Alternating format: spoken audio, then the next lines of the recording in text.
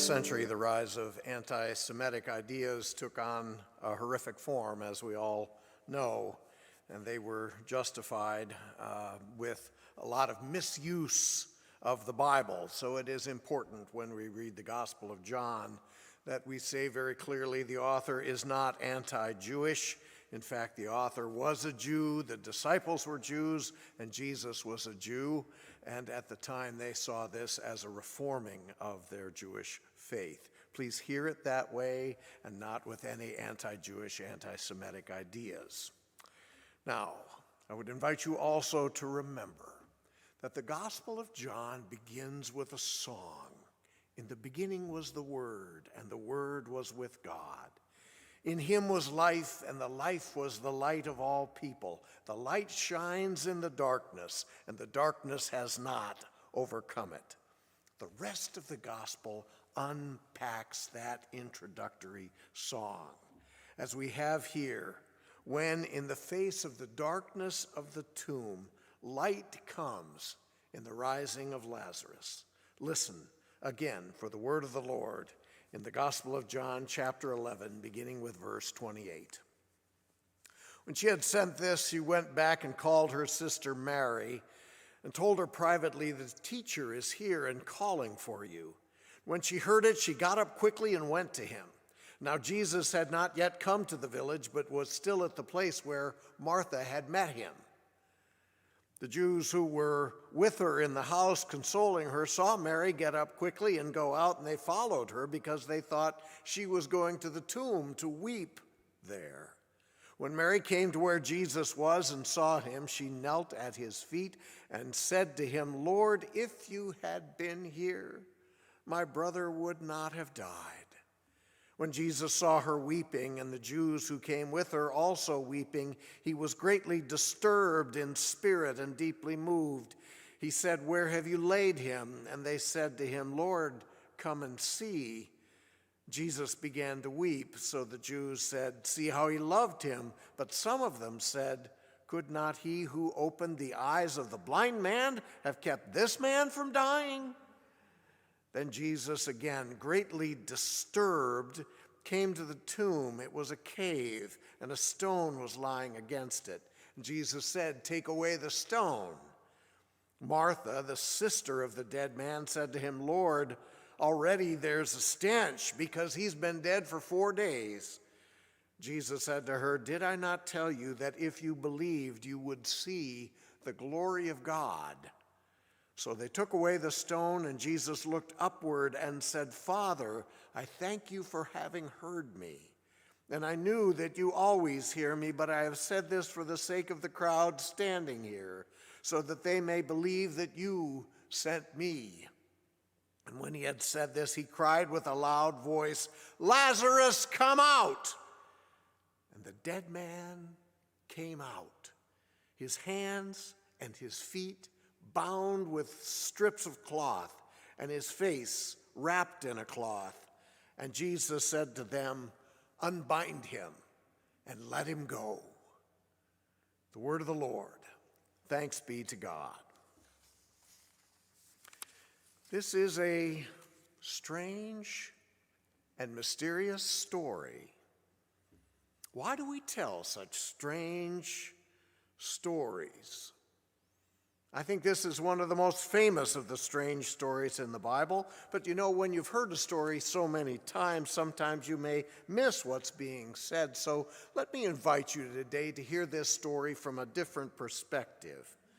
I was startled by a question about 6 months ago from literary critic Wayne Booth.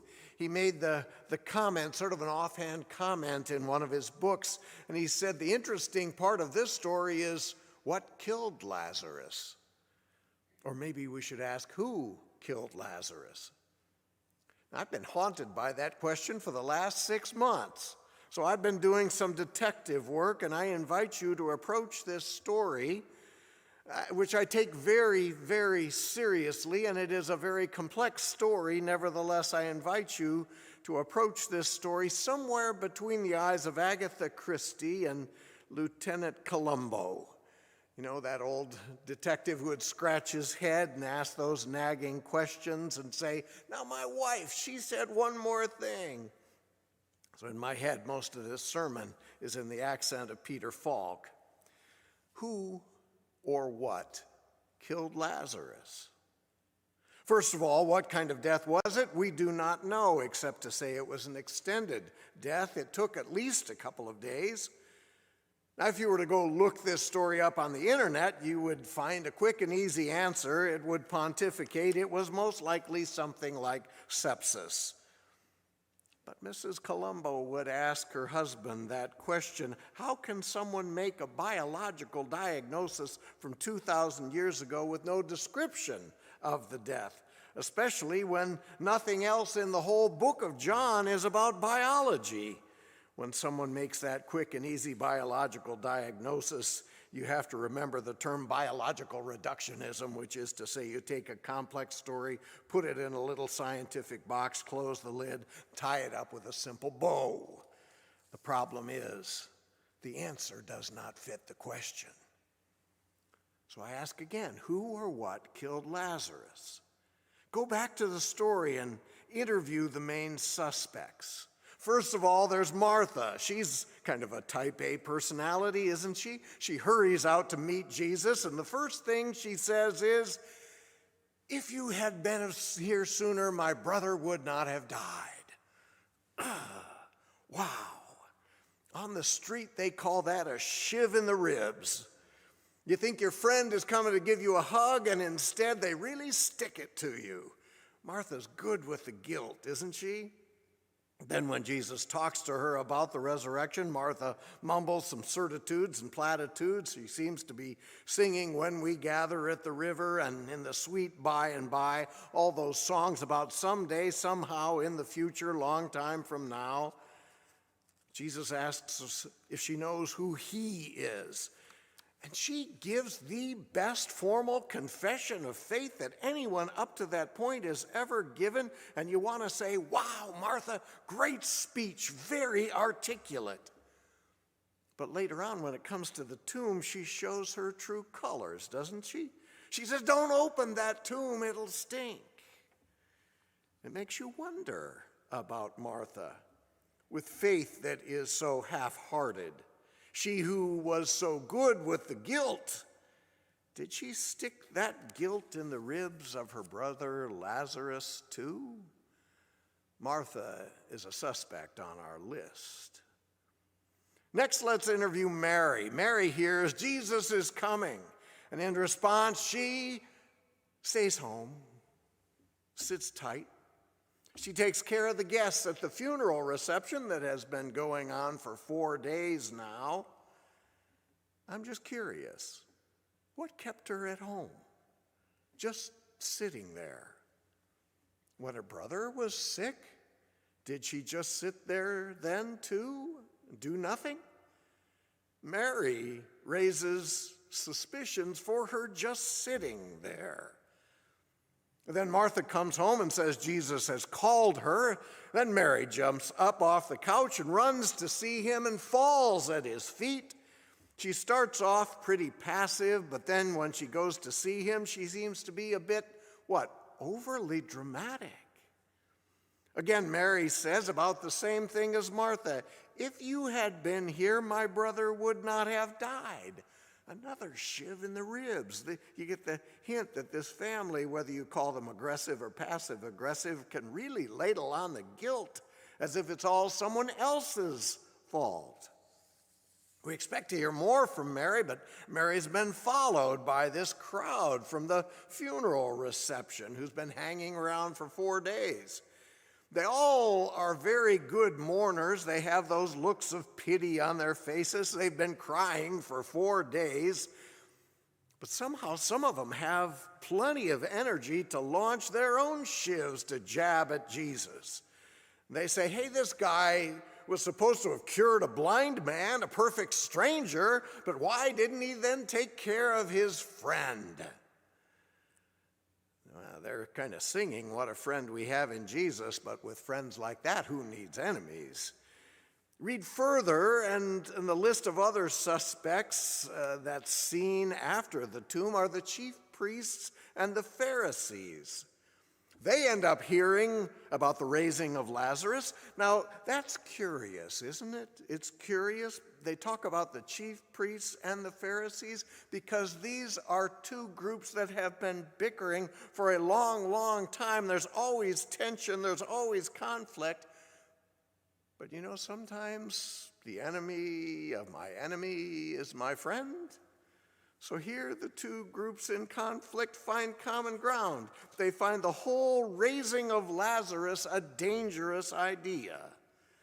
What if this raising someone from the dead upsets the temple industrial complex? What if this rising up gets applied to politics and religion? What if the poor and the downtrodden start rising up like Lazarus? It could threaten the status quo. The scribes and the Pharisees and the chief priests, they have a lot to lose. In fact, after Lazarus has been raised, the chief priests and the Pharisees plot to kill Lazarus. It makes you wonder if that is what they clearly wanted to do afterwards. Maybe they were in on his death beforehand. They too remain on the list of suspects in the killing of Lazarus. Clearly, with them around, this area of Jerusalem is dangerous territory for Jesus and his followers, which brings us finally to the last group on our list, and that is the disciples of Jesus. Now, they were nowhere near the place when Lazarus died, but when Jesus says that he's going there, the disciples' reaction is strange, isn't it? Thomas, who, by the way, is not a doubter here, but Thomas is courageous. Courageous Thomas says, let's go with Jesus into this dangerous territory that we may die with him. Die with who? Jesus or Lazarus? It's just one of those strange statements that a good detective has to wonder about. It makes you wonder, do the disciples really know what killed Lazarus? Does what killed Lazarus threaten them? So who or what killed Lazarus? Here's where Agatha Christie's death on a train image comes in. Because of all these suspects, maybe it was not any one of them, maybe it was all of them combined. They who had surrounded Lazarus with half-hearted hope, false promises, blame, guilt trips, obsequiousness, ostentatious showings of compassion, cynicism, hypocrisy, lack of discernment, lack of expectations, and gossip. An evasion of life, saying, don't open that grave, it will stink. Don't open that can of worms, we don't want to talk about it. Don't look in that closet, we don't want to see any skeletons. Don't talk about the uncomfortable parts of life, and don't raise a stink. Leave the cave closed, put the lid on it, and keep that tomb shut. Poor Lazarus. Maybe it was not just one person who did him in, but this culture around him that somehow gave him the message of fear. Maybe it was all the microaggressions, the ways of living in the dark. And in the face of all of that, maybe Lazarus just gave up, laid down, and died. With such overwhelming darkness surrounding him, maybe he was more at home in the tomb.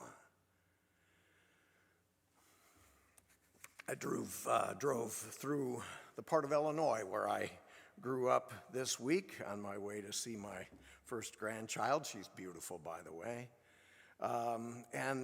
Driving through that part of Illinois, there's lots of rivers there. They come together. And one of those rivers nearby is the Spoon River, which when I'm driving through that area always makes me remember Spoon River Anthology, that book of poems inspired by a graveyard.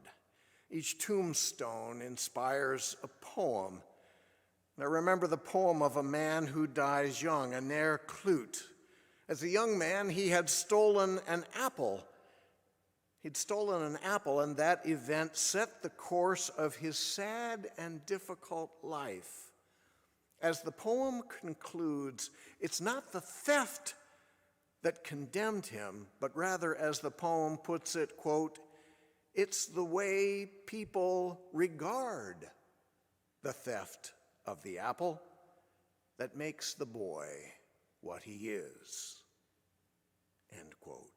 It's the way people regard the theft of the apple. Maybe it's the way people regarded Lazarus that was something that drove him to the dark, that took him to the tomb. But the good news is that that is not the end of the story, because Jesus comes to the grave.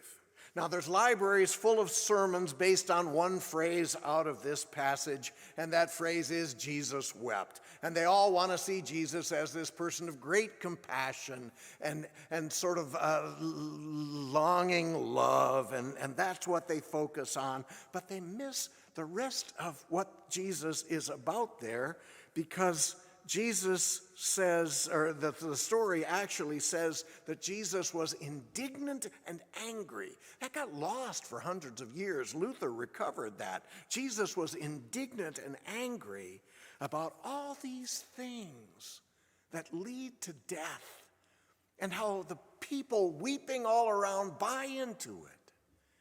Jesus says, open the tomb.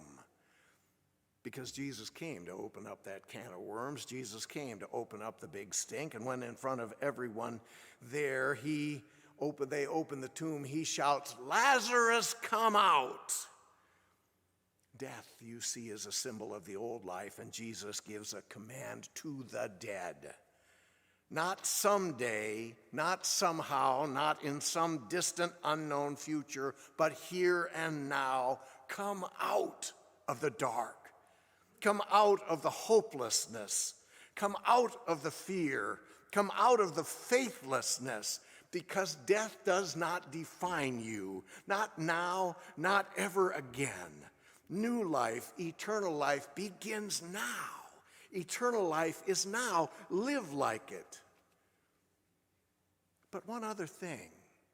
Columbo scratching his head. But one other thing. If Jesus had just been talking to Lazarus, he could have whispered into that cave. And that's not what he did. Jesus shouts. Jesus shouts so everyone can hear. What if Jesus shouts not just for the dead Lazarus, but for the living dead that are all around him there? For the living dead, Jesus shouts not just to raise Lazarus, but to raise this community, questioning, critiquing every culture, every politics, every religion, every family, and bringing a new beginning. Jesus says, untie him and let him go free.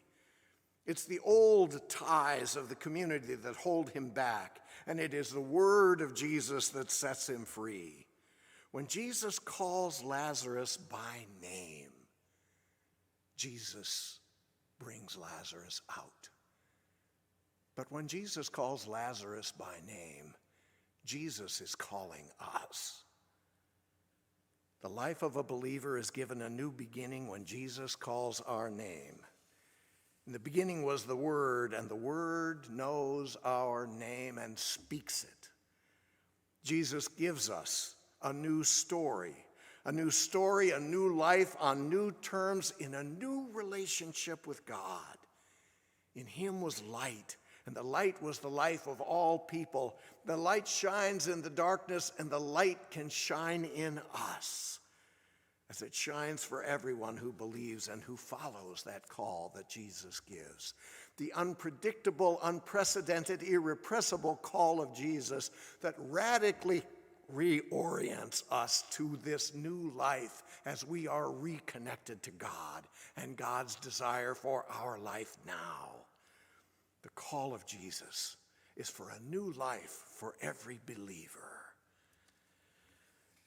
The story of Lazarus, the rising of Lazarus, a strange story. Why do we tell such strange stories? Why do we tell such strange stories? Maybe it is so that when strange things happen to us, we can recognize them for what they are. Keep your eyes open for Lazarus. Keep your ears open for Jesus calling us out of our tombs.